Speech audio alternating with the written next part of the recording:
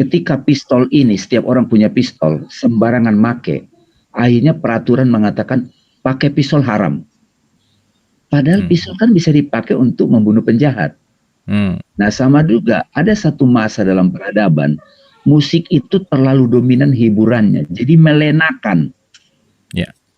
Jadi untuk rata, ya udah, ada yang mengharamkan, ada yang memakruhkan. Tapi kalau diteliti, tidak semua musik itu, bahkan musik itu di puncak tertingginya menyambung jiwa dengan Tuhan. Ini penting nih Kang Alifa ini. Bayangin kalau seorang guru musik itu memberi kesadaran ini dari awal. Kan indah, maka di sini dia di konser Asob Jazz ini Kang Abu akan semangat tuh. Anak-anak harus dikasih tahu wajib belajar musik. Kenapa? Musik bukan cuma buat main. Musik menyambung jiwa dengan Tuhan. Musik menyaksikan paradise now. Mungkin mereka akan lebih semangat daripada disuruh ngaji, Bang Damai. Nah itu dia, karena makanya kenapa tasawuf jazz? Karena ini kan menyambung dengan milenial. Kalau langsung kayak Josh Harrison, dia main sitar ke India, itu kan Josh Harrison, ya udah selesai dia. Di akhir hidupnya Josh Harrison, Beatles kan dia nggak tertarik lagi musik-musik profen. Dia mainnya sitar. Dia udah selesai berarti Kang Alifa itu. Josh Harrison sampai musik untuk spiritual. Dan kalau Beatles Indonesia, Josh Harrison itu Mas Beben tuh. Amin. Mas Talifa boleh? Mas Beben itu dulu punya Beatles. Lama dia grup Beatles tuh. Beatlemania 5 tahun. Mas Talifa boleh sedikit direspon lagi? Silakan singkat ya, boleh. Damai, ini kan saya telah dibanding Mas Beben dan Kang Damai udah nyampe duluan kan, kita ngobrol kemarin itu kan saya masih mencari jati diri. Ini sebelumnya teman-teman saya mau cerita nih ya, jadi tahun-tahun 2003 itu saya itu belajar ke Kemayoran gitu ya. Itu suka nginep di lotengnya Mas Beben tuh, tanya Mas Beben gitu ya Mas Beben ya. Iya betul. Loteng itu apa ya? Tadi saya bertanya itu karena saya tahu Mas Beben itu adalah seorang yang religius sekali teman-teman. Kenapa religius? Saya waktu itu masih 20-an umur saya gitu ya. DVD semua dia punya. Saya nginep di lotengnya bersama ada teman kita juga gitu. Wiki. Kita diajarin setiap ada session itu. Ini DVD yang ini Story of Slave. Habis itu berikutnya Story of New Orleans gitu-gitu ya. Tapi satu sisi saya disuruh sholat gitu. Sholat dulu ya kita jamaah, ambil wudhu. Jadi menurut saya emang dia udah religi banget dari awal dan religius gitu ya. Maksud spiritualnya udah tinggi. Jadi orang yang saya kenal yang nggak pernah marah nih, Kang Abu, nggak pernah marah, pokoknya nggak ada emosional gitu, pokoknya baik gitu ya, kayak lempeng aja gitu hidup yang sholatnya nggak pernah tinggal yang saya tahu gitu ya. Dan makanya ketika mengangkat tema ini gitu ya, Bang Damai, Kang Abu, teman-teman, saya kira dia konsistensinya dia dulu tuh konsisten, itu yang saya suka dia. Terus menginspirasi, ya saya salah satu ditelurkan oleh beliau. Yang saya jadi diri sendiri akhirnya baik lagi di sini gitu. Jadi kalau saya menyimpulkan Kang Abu, punten maaf kalau ini ya. Tadi Bang Damai bilang untuk mengajar itu mesti ada yang tadi itu hal-hal itu ya. Dulu saya bertanya gitu sama Mas Beben, kenapa dia bisa ngajarin saya kok ngajarin semua ya? Saya ngerasa dia bukan ngajarin saya musik tuh teman-teman, bukan ngajarin saya, tapi dia ngajarin saya hidup. Nah, itu dia saya tanyakan ke anak-anak murid saya. Gimana contohnya? Contohnya jadi gini. Saya pernah saya pernah mengajar pejabat besar yang anaknya time manajemennya kacau, anaknya bangkang. Akhirnya saya ngajar beliau itu dari kisi-kisi dari Mas Beben saya ajar. Itu saya secara nggak sadar nge-build pribadinya, personalnya gitu. Dari yang ansos, jadi dia berteman baik, musik itu tujuannya apa. Jadi ternyata yang diajarin itu adalah bukan hanya musik, tapi kehidupan anak itu untuk besarnya nanti gitu ya. Untuk menggapai cita-cita gitu ya. Yang waktu itu kita ketemu ya Bang Damai ya. Iya. Itu luar biasa gitu ya. Jadi ini ya makasih banget nih Mas Beben, Bang Damai, ini acaranya saya telat nih tahu ini nih Kang Abu nih. Ini bagus banget ya karena menurut saya bukan hanya jazz, udah hal yang lain yang agak penting-penting, elemen-elemen yang lain ya, kehidupan semua untuk beragama. dan berreligi supaya dapat tasawufnya itu menarik sekali menurut saya sih. Ya itu aja sih Kang Abu. Makasih Bang Rame, Mas Bebe. Thank you, luar biasa Mas Alifa. Terima kasih banyak, luar biasa. Mantap, alhamdulillah. Oke, kita ke Mas Aryo. Silakan.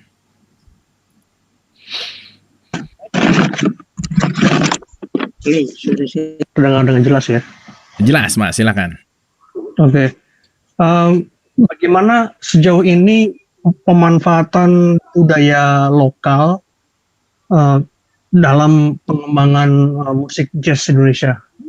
Karena saya tahu sudah lama hal itu dilakukan, tapi kok kayaknya masih begitu-begitu aja. Bahkan terutama setelah pandemi ya, banyak pekerja seniman yang nggak kehilangan pekerjaan dan sebagainya. Nah itu gimana nanti ke depannya ini? Itu saja plan saya. Terima kasih. Oke, jadi berbicara tentang budaya lokal gitu ya, musik budaya lokal. Oke. Thank you, Mas Aryo. Mas Beben mungkin boleh dikasih arahan? Ya, jadi memang bahasanya kan sebelum agama samawi hadir ya, Islam, Kristen, Kristiani, Indonesia tuh secara nilai sudah Islam sebelum Islam gitu. Jadi budaya kita memang luar biasa. Dan kita juga tahu kan cerita Wali Songo kan. Kita tahu cerita Wali Songo, Wali Sanga, bahwa menggunakan musik untuk mengajak orang waktu itu ibadah, masuk ke Islam dan segala macam. Jadi sesungguhnya adalah ada dua sisi. Pertama musisi yang katakanlah ya, yang dasarnya dari terminologi barat, misalnya saya jazzer, punya kepedulian terhadap musik lokal. Yang kedua, yang lokal mau open mind untuk berkolaborasi ya dengan yang bahasanya dengan yang musik modern kita sebut gitu ya. Nah itu ternyata kalau keduanya itu ada dua timbal balik ya. Ya katakanlah saya pernah melakukan itu dengan Kiai Kanjeng, ya kan? Iya. Ya jadi gini, Kiai Kanjeng tuh seru. Sedikit kasih tahu rahasianya. Ini pertama ya, kenapa ya ini sebuah rahasia yang mungkin nggak rahasia sih, cuma mungkin untuk umum ada yang belum tahu bahwa gamelan tuh biasa dikasih nama kan. Jadi Kiai Kanjeng tuh apa sih? Kiai Kanjeng tuh nama gamelannya gitu loh. Nanti gamelan yang lain namanya Kiai Abu Marlo gitu bisa loh. Jadi mereka kasih nama tuh. Nah tapi uniknya kenapa gamelan dan lain-lain ini nggak selalu bisa kolaborasi dengan musik modern? Karena mereka gamelan sesama gamelan aja tuningnya bisa nggak mirip, Abu. Oke. Bisa nggak sama tuningnya. Jadi gamelan tuningnya bisa nggak sama, apalagi dengan musik gitar, piano gitu. Nah kalau kolaborasi bisa ada sesuatu yang nggak matching gitu loh, ya kan? Yep. Nah pertama syaratnya adalah yang modern sedikit punya program seperti misalnya yang dilakukan Krakatau, dia punya program untuk slendro dan pelok misalnya di keyboardnya gitu misalnya. Terus yang kedua yang gamelannya pun tuningnya kalau bisa harus sama dengan modern music gitu loh. Nah satu hal yang nge-jazz menurut saya yang dilakukan Kiai Kanjeng tuh pemain gamelannya tuh mereka ada penempa yang bikin gamelan bilah-bilahnya itu. Jadi misalnya gini, Mas Beben, kita berikut lagu apa nih? Over the Rainbow. Mainnya di mana? Mainnya di A. Di A kan ada 3 crash tuh. Piece, Giz, Cheese. Nah, Mas Dami udah tahu tuh. Piece, Giz, Cheese sudah tahu. Nah, kalau di alat gamelan mereka, wah cheese-nya nggak ada nih. Mereka bisa lo ganti bilahnya tuh di kotak itu diganti ada nada cheese-nya. Gitu loh. Nah, itu nggak semua dilakukan oleh para pemain gamelan. Makanya kita tahu Kanjeng itu sudah kolaborasi sampai 2.600 dan udah main di Vatikan, main di Amerika, main di Australia. Mereka punya hal itu. Nah, jadi ketika saya mau kolaborasi dengan Kiai Kanjeng, Pak, ini kalau itu saya sering kalau jazz gini, ya boleh dibilang akhirnya saya dengan gamelan saya pernah kolaborasi, saya dengan Ludruk saya pernah kolaborasi, saya dengan Mas Sujiwo Tejo pernah kolaborasi. Jadi intinya apa? Ketika kita sudah jadi sesuatu yang katakan bahasanya tadi siap ngegrup, jazzer, kita siap kemana aja, ya. Nah, jadi upaya-upaya mengangkat musik lokal ke internasional atau kolaborasi musik katakanlah etnik dengan musik modern itu bisa dilakukan karena tapi kedua belah pihaknya punya keinginan, kemauan, open mind dan punya misi-misi yang mulia juga. Jadi jangan ada sesuatu yang misalnya gini, kita tahu kan bahwa sekarang ini kita dulu kalau mendatangkan, kita dulu ke Prancis, ke Jerman, musik etnik laku banget tuh. Sekarang zaman agak berubah, suka yang agak pop art gitu. Suka yang kolaborasi sekarang zamannya, ya kan? Jadi kalau bisa gamelan dengan jazz kayak gitu-gitu loh, ya kan? Nah, itu siapa tadi? Mas Aryo. Mas Aryo seperti itu, ya kan? Jadi memang gamelan juga harus punya satu kesadaran upaya agar untuk diterima, yang nggak bisa langsung katakanlah sesuatu yang mungkin harus digabung dengan rock dulu kali atau dengan jazz dulu, dan sebaliknya yang jazz juga ada upaya-upaya untuk kolaborasi dengan hal itu, tapi juga dengan visi, bukan dengan sekedar biar keren sama gamelan gitu, enggak, tapi kita emang punya visi dan misi dan semuanya itu semata untuk tujuan kebaikan gitu aja kan. Oke. Thank you Mas Beben. Intinya ada kolaborasi juga, ada keterbukaan dan ada ya mau membuka ya. Jadi kadang-kadang kan ya ada pakem-pakem yang kadang-kadang nggak mau kebuka gitu misalkan. Ada pakem-pakem yang sakral dalam tanda petik gitu ya, dalam tanda petik. Tetapi ya balik lagi untuk masuk berkolaborasi ya memang perlu sekali inovasi, itu poin pentingnya. Oke. Terima kasih. So, boleh tepuk tangan dulu untuk kedua narasumber malam hari ini, Mas Beben sama Bang Damai. Seru banget ya malam hari ini, seru banget, ngejazz banget. Oke, so sudah jam 21.11, so saatnya final statement. So, final statement dari Bang Damai dulu deh. Silakan Bang Damai, final statement episode 213. Ya, terima kasih Kang Abu dan sahabat-sahabat sekalian, Mas Beben. Hari ini saya mendapatkan satu prinsip esensial dalam jazz, bermainlah dengan menghilangkan dirimu yang personal agar kamu menjadi tajalli ilahi. Dan saya menyaksikan itu mirip seperti kebenaran dalam surat Al-Ikhlas. Katakanlah qul huwallahu ahad. Kamu masih empty. Jangan kamu personal yang bermain, agar kamu memenuhi semuanya gitu. Allahus Samad gitu. Jadi mudah-mudahan di tasawuf jazz ketiga akan ada lagi substansi yang kita dapatkan dalam konser tasawuf jazz ini. Itu saja. Di dalam hidup ini kita perlu mulai belajar betul melakukan sesuatu. Tidak ada kepentingan individu. Dengan demikian maka Tuhan akan mengalir. Tuhan akan bertajalli melalui kita. Itu yang dirasakan para jazzer sejati. Itu Kang Abu. Terima kasih. Salam. Semoga teman-teman bisa merasakan dan bisa membawa ini makanan rohani dalam kehidupan masing-masing. Terima kasih Bang Damai. Alhamdulillah. Mas Beben, final statement. Silakan. Terima kasih Abu. Jadi Allah Maha Jazzy. Allah itu Maha Jazzy. Karena mudah saja bagi Allah kalau semuanya dibilang Islam, semuanya dibilang suka jazz. Tapi karena Allah Maha Jazzy, dibikinlah makhluk, musik, semuanya beragam. Aku adalah harta utama, aku adalah harta karun terpendam, maka kuciptakan makhluk agar aku ditemukan.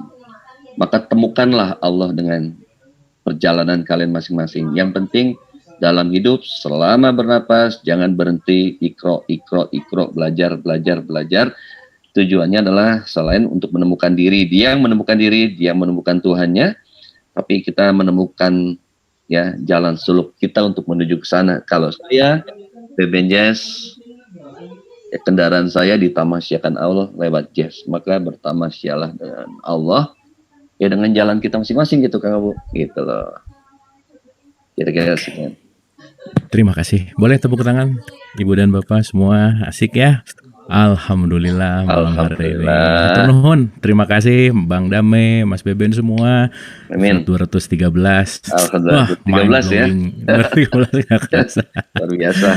Oke, kalau begitu tiba saatnya kita closing. Jadi malam hari ini Saya rasa kita banyak mendapatkan insight, banyak mendapatkan hal-hal yang sangat itu aduh pengen ulang-ulang terus tuh tentang not tadi tuh, itu udah kena banget ke hati saya Mas Beben, tentang not itu adalah tajallinya Allah. Tapi saya pengen bacain kalimat dari Pak Halim, ini keren bahasanya sebelum ditutup. Jadi ingat almarhum Chrisye saat menciptakan lagu Ketika Tangan dan Kaki Berkata. Liriknya oleh Taufik Ismail, yang menangis dan berhenti berkali-kali saat menyelesaikan lagunya. Dan mungkin ketika Chrisye bernyanyi, ya bukan Chrisye yang bernyanyi, tetapi balik lagi itulah tajallinya not dengan Allah. Wabillahi taufiq wal hidayah. Assalamualaikum warahmatullahi wabarakatuh. Hatur nuhun. Terima kasih. Terima kasih semuanya, kita foto dulu seperti biasa. Oke. Seru. Alhamdulillah. Yap, kita ada 4 page. Oke, 1 page pertama, 1. Oke, bentar. 1, 2, smile. Kok hilang? Ya, 1, 2, smile. Oke, page kedua. 1, 2. Oke, page ketiga. 1, 2. Page ketiga nggak usah smile, nggak apa-apa, udah geng daster semua. Alright, dengan berakhirnya page keempat, berakhir pula acara kita malam hari ini. Ketemu lagi besok, sehat-sehat semua, semangat. Terima kasih atas doanya semuanya Ibu dan Bapak. Alhamdulillah, mudah-mudahan kita selalu bisa belajar terus. Bang Dame, Mas Beben, semuanya boleh sekali lagi tepuk tangan untuk narasumber kita malam hari ini. Great. Nah, seperti biasa, acara resminya udah selesai, tapi ada satu quotes yang mungkin ini sangat menarik untuk kita simak. So, enjoy the quotes. Sampai ketemu besok. Sehat semua. Sehat-sehat semuanya ya. Terima kasih dan terima kasih. Bye-bye semua. Hatur nuhun.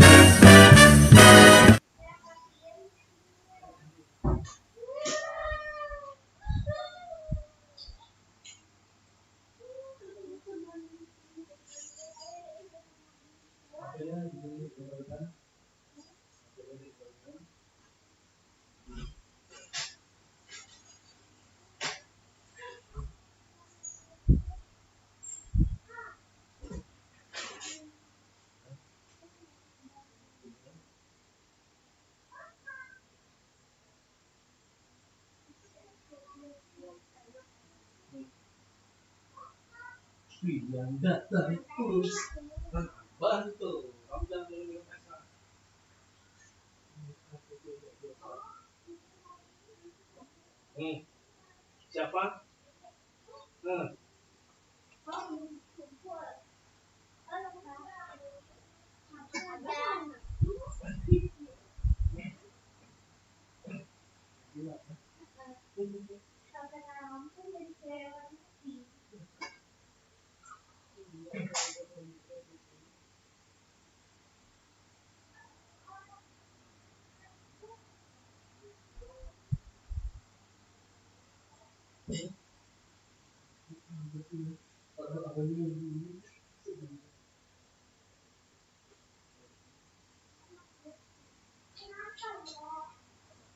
Anjing, belum sekali habis tahu.